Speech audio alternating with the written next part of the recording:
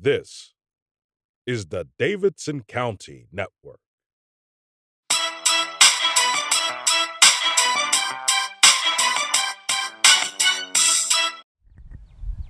Hi, I'm Jamal. And I'm Avery, and this is the Davidson County Network. Today, we're at FOX8 Studios in High Point, preparing to sit down and have a chat with FOX8 Chief Meteorologist, Mr. Van Denton. But before we get started, let's take a sneak peek at the FOX8 Weather Center. So as always, sit back, relax, have a nice cup of coffee, and enjoy the interview. Well, this is our area where we do our work now. We're getting ready to change it out and upgrade everything here pretty soon. But this is where our two computers are that we use to put our shows together. On this system, we pull radar satellite data that we display on television. We also can edit any of the maps and of course draw them out. And then of course we type in to display the actual forecast boards that everybody sees. But there's literally thousands of products available to utilize to put on television, any combination of things. Every day you're going to see a 7-day forecast, but there's lots of other things we do as well, many different models that we will pick that are unique for each situation, each day, and we'll display that too. But it all comes off this. And then the other computers off to the side are just your general computers like someone else would have at home, but we use that to tap into a database so we can actually study the weather conditions and come up with the actual forecast each day off of that. We also have a setup up here at the front of the studio where we can actually go on the air in a severe weather event. And even if I was the only person in the building, or Emily or any of others, weather persons on, we can actually control what goes over the air from in here. So if we had a tornado warning at 3 o'clock in the morning and we didn't have a production crew here yet, we can control and do all that from right here. And I've actually got a camera there that I will actually hit a button and that camera will be hot. I get another button and the radar will be hot. And then we can stay on the radar and control it. Also have a second computer screen here that is tied into National Weather Service chat. They're the ones that put the warnings out. So along with their warnings, they'll put out some detail about why they're putting the warnings out. And then we would be able to read that information to our viewers while we're on the air covering the warning that they issued. And then we also have the same setup at the wall. So if something like that happens while we're on the air at the wall, and we don't have, if in case we don't have anyone else here to help drive the radar, we like to call that driving it, so they can move the map around while we're at the wall. We actually can pull a cart over and do the same thing ourselves. And that way, as things are happening live, we're able to display what we need to and go down to street level in some cases. Hi, this is Jamal Kelly, and this is the Davidson County Network, and today we're at FOX8 Studios interviewing FOX8 Chief Meteorologist, Mr. Van Denton. Van, thank you so much for taking time out of your busy schedule preparing for this evening's news to speak with us. Happy to do it. Nice to meet you guys. It's great meeting you. So my first question is, when did your passion for weather begin, and who inspired you to become a meteorologist? Well, there's a lot of people that inspired me, but my interest, I can tell you, specifically got started when I was a kid. I was 7 years old and we had a surprise snowstorm, and it was a big one. It was in 1973. I'll save you the math. I'm 54 years old. I had not turned 8. I was going to be turning 8 a few months later. But we had a really big snow, and it hit parts of eastern North Carolina and southern North Carolina extremely hard. South Carolina had 20 plus inches. But in my hometown, Rocky Mount, we had 7 inches. And that snow really turned out to be a big one. It was a lot of fun. We were out of school for a solid week. And that really is what got everything started. The inspiration really kind of came out of that first snowstorm that we had that I enjoyed so much, because I had so much fun being out of school for the first time in my life. I'm a 7-year-old, and I think I was 2nd grade. And just every day getting that little extra playtime.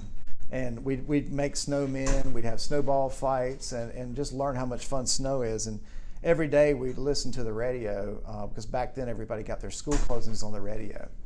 And they would announce school was out, and it was like another day of celebration. It was before I ever had any idea about makeup days. Didn't know what those were at the time.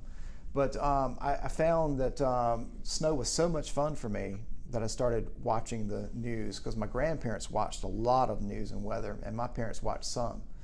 And I would watch and I'd hear them talk about a chance of snow, and because I wanted it so bad, I would listen every night hoping to hear that word.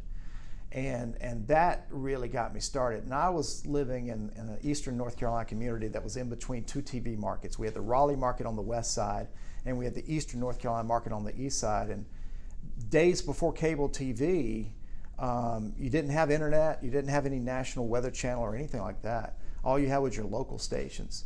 And living where we did, I had 3 stations in the Raleigh area and 3 in the east, so I actually could flip back and forth to 6 stations and watch the weather. And so I tried to time it where I could catch everybody's weather report every night, and I watched everybody. I wore the dial off because back then we had a dial on the TV, and you would change the channel with the dial.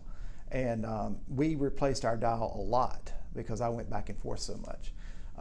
But the weather people that inspired me the most that I can remember was a weather guy in Raleigh, WRL, was Bob DeBartoleben. I liked him a lot. And there was another guy in Durham at WTVD, Skip Carpenter. And then later, a man that came in named Hap Hansen. He was at the NBC in Raleigh. And I was actually on his program. And that was a very big moment for me as a 15-year-old. And then later, another one came into my life when I was in high school in New Bern, where we had moved to, Skip Waters. And I actually interned with him, and that's how I got my first start in the business. Wow. So like I said in the beginning of the interview, I know you're a very busy man. What's a typical day like in the life of Van Denton? Well, a slow day is coming into work around 2 o'clock and then getting the weather shows ready. First thing you do is you need to look at a lot of data to figure out the weather story. And then you put the forecast together. And then once you have the forecast together, then you start preparing your weather graphics. You type in everything for the forecast you've made. You start putting the forecast out in multiple areas like the internet. You of course build it for television graphics. We have a phone line that we record onto as well. So we have many different ways that we distribute the information. But that's a normal day, and then once you have all that together, then you do the presentations on the many newscasts that we have. We have our first show comes on at 4 o'clock, which Kate Garner does now, and then I have the 5 and the 6 until 7. And then we have another set of shows from 10 to 11:30, and you present the weather on all those too. How difficult is it to balance your family life with the demands and expectations of being the Fox 8 chief meteorologist? Well, it's something that I have to make a priority. I've always made it a priority because in addition to our regular work schedule, we're asked and called upon by the community to go out and speak a lot. So before I come to work on personal time, I volunteer a lot in schools. I usually go out once or twice a week to schools and or civic groups and speak with them and talk with them at meetings. And each one will take a couple of extra hours of personal time. So like when I mentioned earlier, normal days from 2 o'clock to 11:30 at night. There are days that I might start at 11:30 in the morning going out and speaking in the community before I come to work at 2 o'clock. I do try to very carefully control that because I've got friends in the business that have allowed it to get out of control and it really takes a toll on their families. I've always been where I give 1 or 2 days a week and then I try to keep my weekends available to the family. And I'll still do some things on weekends if there's station projects, but otherwise normally I always have to decline because that's time to spend with my wife and the kids, which my kids are getting older, but I still want to spend time with her. Definitely. What is the most memorable weather event that you've experienced as a meteorologist in the Piedmont Triad? There's a lot that I can remember. One that impacted the Piedmont Triad that I experienced that was probably the most dramatic was the year before I came here. 1989, before I came here, I was the meteorologist at WBTW in Florence, Myrtle Beach. And that year when I was down there, we had Hurricane Hugo. And when Hurricane Hugo was coming in, that was a very stressful week because we had our studio in Myrtle Beach and we had one in Florence. And the day before landfall, we thought it was going to come into Myrtle Beach. And it was a Category 4 hurricane. And we knew the damage that that would cause if it came in. And it was so threatening that our station decided to move the newscast and weather back to the Florence studios so that we would have a chance to be safer. And that night we were on all night long until we got knocked off the air. And The storm, of course, as many know now, came in just north of Charleston, did not come in directly at Myrtle. But Myrtle was on the right side and had 80, 85 mile per hour wind gust. But Florence actually was in the eye wall, and that's where we were. And that was a very scary night because we kept hearing loud noises, and each time we would look outside, it was another tree that had fallen on the building. And cars in the parking lot were being crushed by trees. And we got knocked off the air, and then we couldn't broadcast. And then we actually, to get information out, we went over one of the AM radio stations and broadcast, and it was one out of Jacksonville, Florida that could reach all the way to the Florence area. And we had let people know that if we got knocked off the air, that's what we were going to do for a broadcast, because most of the stations lost power and we had backup generator, but we had lost our transmission abilities from the TV station because of the storm. So that was the most dramatic one for me. Another one that I remember that was very dramatic was in 1996 when we had the tornado in Clemens. That was a very dramatic evening. And then in 1998 we had the Madison, Mayetta, and Stoneville tornado. That one also. And then there have been several hurricanes. Floyd, that was a bad one. We've had a number of those too. And then last year, Michael. And Florence. As one of the favorite segments of our viewers is each week you feature a kid for Van's Weather Kids. What motivated you to create this segment, and how important is it to you to spark the interest of weather in children? Great question. That kind of goes back to when you were asking me who inspired me. When I was in high school, the gentleman named Hap Hansen that I mentioned, he was one of the many I would watch, and he was one night on his evening program, he had a promotion where he was giving away a rain gauge. And I needed a new rain gauge. By the time I was 15, I had collected a lot of weather equipment at home to take my own observations. And always wanted new instrumentation, but if memory serves me correct, my other rain gauge I had broken when I was cutting the grass because I always left it in the yard and it got messed up. And so I needed a new one, so I wrote him and asked for it. But when I wrote him and asked for it, I also, I'm fortunate that I thought to do this. I had put together a winter weather forecast, and I included it with my request for his rain gauge. I gave him a copy of my winter weather outlook, and this was in 1980. And back in 1980, copy machines weren't readily available to most people. So my copies of my forecast were my handwritten forecast, and I had made several copies for friends, and I sent it to him. And to our surprise, the TV station in Raleigh, WPTF, which back then was the NBC, called and asked if I'd like to come and be on their program and give that forecast.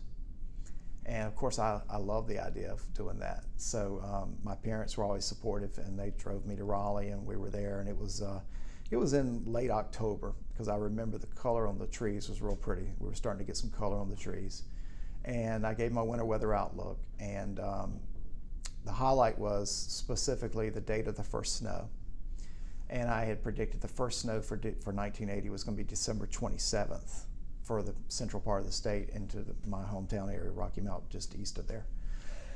And they asked me how certain I was, and I said I'm 99% certain. Honestly, I didn't understand probability at the time, because those percentages would have been really ridiculous to give 2 months out. But I left that station that day very excited and proud to have had that opportunity. And when I went to school the next day, I was shocked by the number of friends and new people that I'd never talked to coming up to talk to me about it, because they'd heard about it or seen it on TV. And it was just a fun experience. And it stayed fun for a while until we got close to Christmas break. When Christmas break came up, I started realizing that this could go bad real fast, because the school newspaper came out with an article that said that sophomore future meteorologists guarantee snow for Christmas break. So all the kids are counting on snow, and of course, we can't make that happen. And then I started to think about, well, what if it doesn't snow? The odds are really good it's not going to snow. And Christmas Day comes, and I'm preoccupied this particular year.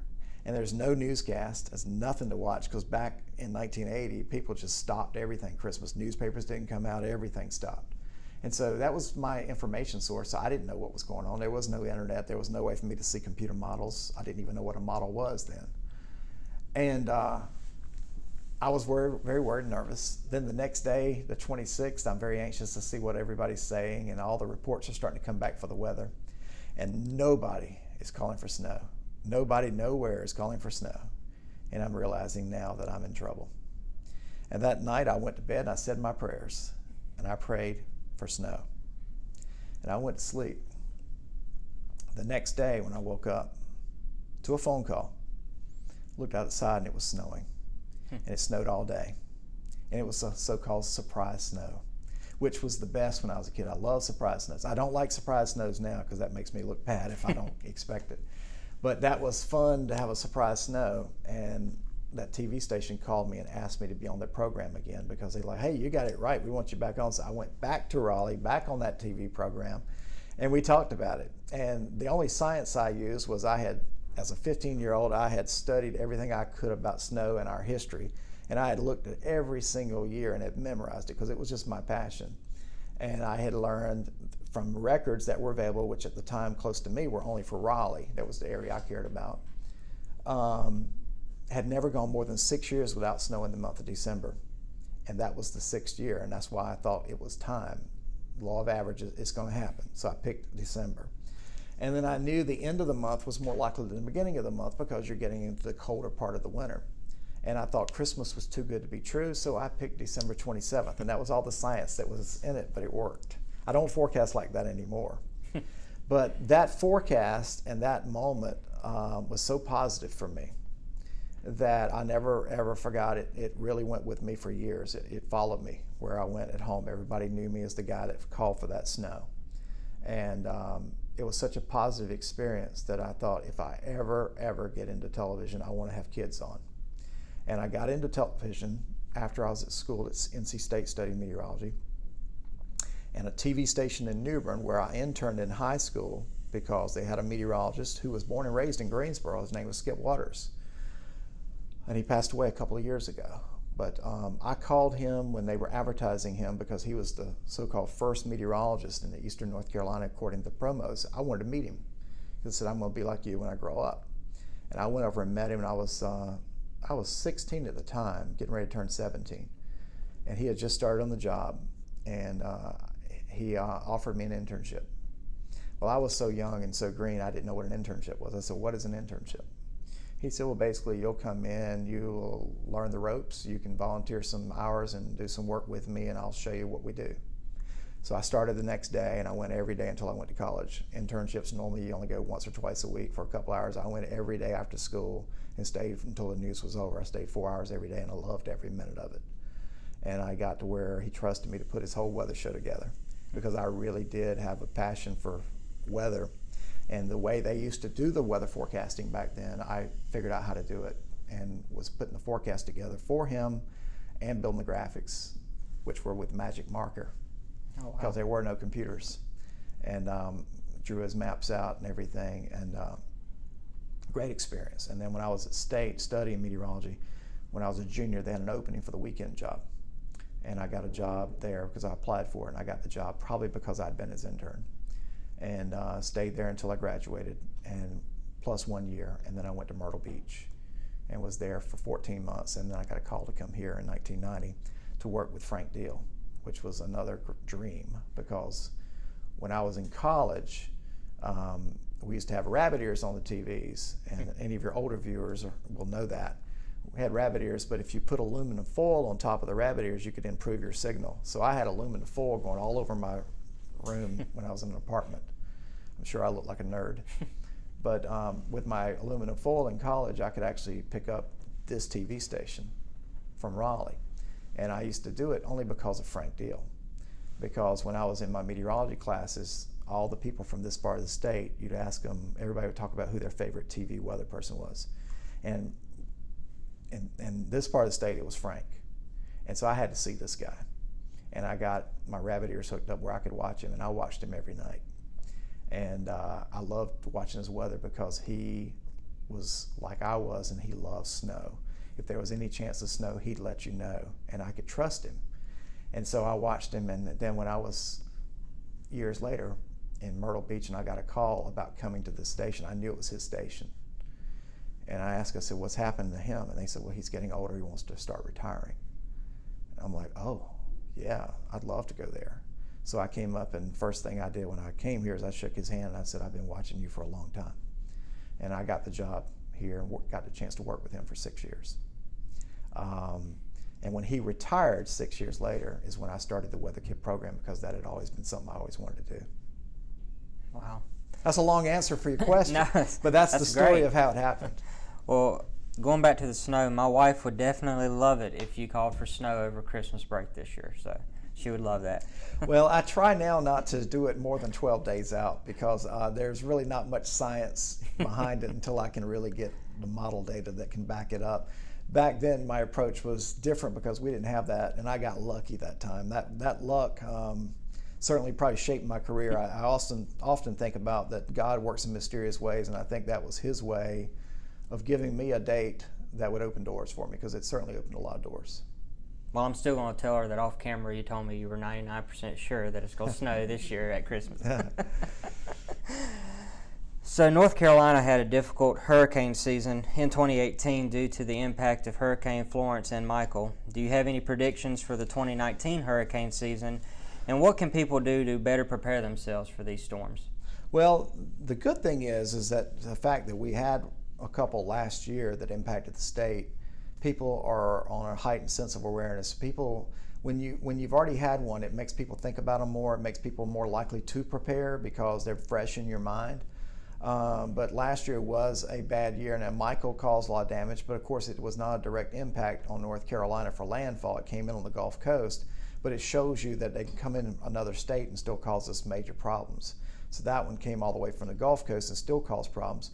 Hurricane Florence came in also, and it came in near, I think, Wrightsville Beach, and it traveled in, and it saw its winds weaken because it moved so slowly, but it still brought a lot of flooding.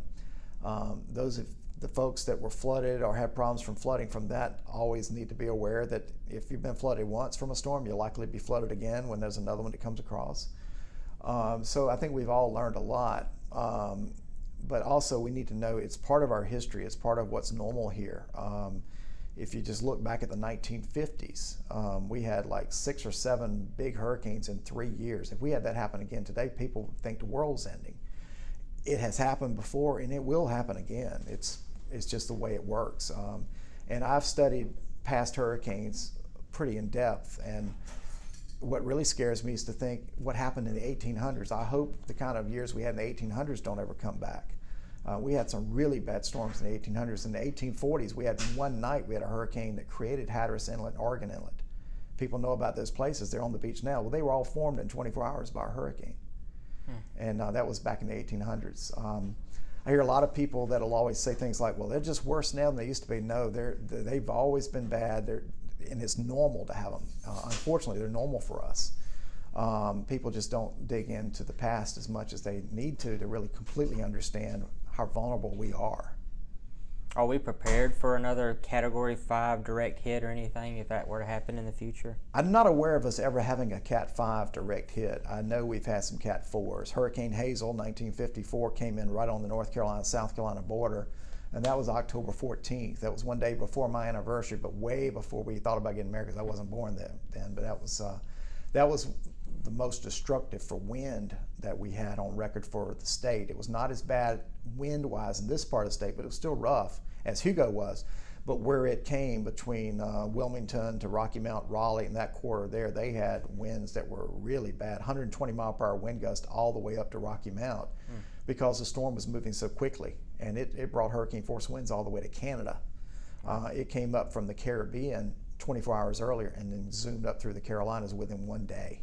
Wow. And it was also one that people weren't prepared for. People didn't have time to prepare, and they were caught off guard. So, I mean, ferocious storm that was. But as far as being prepared for Cat 5, I don't think you could ever be completely prepared because of the devastation that a Cat 4 and Cat 5 would do. But you certainly need to know what to do, and that would be, seek around higher places, get away from the beach. If you live inland, make sure you are not caught in a vulnerable position near rivers and creeks that are likely to flood, because hurricanes, especially slow-moving hurricanes, will cause tremendous rainfall. With hurricane season approaching, what should people have in their hurricane preparedness kits? Well, battery-powered radios, non-perishable items that they could eat, bottled water, batteries, whatever medication they need to make sure they have all their medications, because you could be stranded for a while. You may not be able to get out. But you definitely want to make sure you have plenty of water and non-perishable foods. Okay. And batteries and flashlights. So I know this is a long time from now, but when the day comes that you decide to pass the torch to the next generation of meteorologists, what do you want your ultimate legacy to be? That I really care about our viewers, that I care about the community. I mean, I've raised my children here. This is our home now. I love this area. I've always been kind of partial to staying in my state. I left North Carolina at one time for 14 months, and that was to live in Myrtle Beach. But I still felt like I was home because it was more North Carolina tags in that area than it was any other state, so I still felt like I was home. But I love this area, and I wanted to serve this area, and I want to make sure I can be reliable and somebody they can trust, and I hope they remember that. I also tried to share my time with the community and go out and do a lot of talks, which I don't know how many it is, but I do a lot every year. And then the other thing is the Weather Kit. That's a program that I started in 1997 when Frank retired in 96. One thing I learned from him is that everybody has to have something that's unique to make them stand out. His was he told a joke, because before he got into television, he was an entertainer. He was an actor, and that was his niche, and he liked to keep people laughing, and he was really good at it.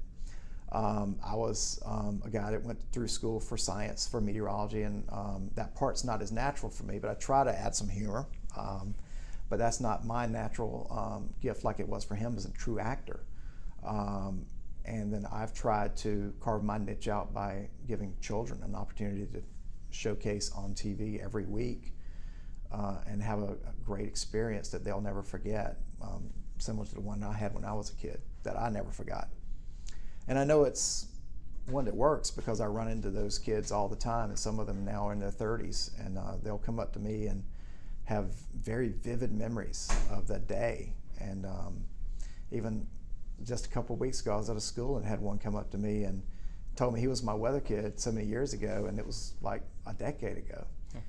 But yet he had a photograph of it on his phone. He said, "I got to show you a picture. This is the day when we were together." And I'm like, that meant a lot to me. Wow. That he still had that on his phone, and he obviously had transferred it to his phone because nobody's had their cell phone, I guess, for 10 years. But he still had it. Wow. So I have to know, how difficult is it to get comfortable in front of that green screen? Getting comfortable in front of the green screen is actually, I'd love for people to think it's hard. I'd like for people to think it's hard, but that's the easiest thing we do. Every week when I have kids on, you could see how quick and easy it is to learn, because I've had 6 and 7-year-olds. Back when we first started Weather Kit, I actually had 6 and 7-year-olds. Now we have the cutoff of 8 years old up to 13. We've added a year, and we started it 2 years later. But I used to have 6 and 7-year-olds that could stand up there, and in 15 seconds they're ready to go, because it's not much different than standing in front of a mirror. I mean, you know, you get up there and you fix your hair and you're not really there, but you're seeing your reflection. When you're in front of that green screen, we've got a TV in every direction you look, and as long as that TV is on, you'll see yourself, and then you can see where your hand is, and you just move your hand just like you would when you're looking in the mirror. So it's not hard at all. Oh, wow. Well, Van, thank you so much for taking the time to speak with us today. I have one more non-weather related question. We know that you're a proud supporter and alumni of NC State University. What's your forecast for the upcoming NC State college football season? Well, I'm a season ticket holder. I'd love to go 12-0, but I'm a realist. And I know that we play in the toughest division of the Atlantic Coast Conference. We just happen to have Clemson in our division, so we don't ever have any off years where we don't have to play Clemson. We also have to play Florida State and Louisville, and Louisville's program is down right now, but I'm sure they'll bounce back. But given the fact that we're in such a tough division, one that has actually had quite a few national champions in the last 5 years, The last 2 years, we've gone 9-4, which is really good for most programs. Of course, you got a Clemson in the league that goes 14-0, 15-0. But I honestly think that this year, regular season will probably be a 8-4 year.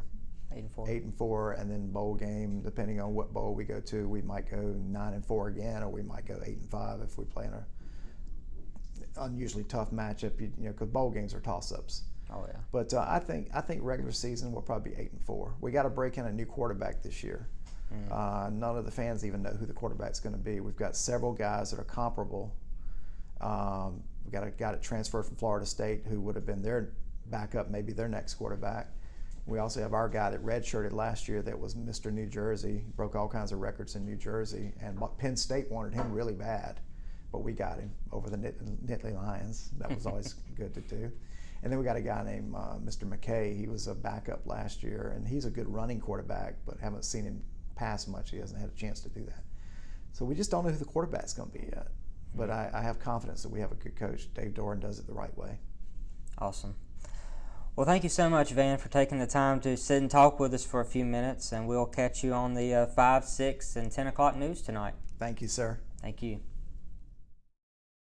This has been a presentation from the Davidson County Network. The Davidson County Network is 100% self-funded and aims to be a premier source of news, sports media, business promotion, and entertainment in Davidson County, North Carolina. Thank you for your continued support.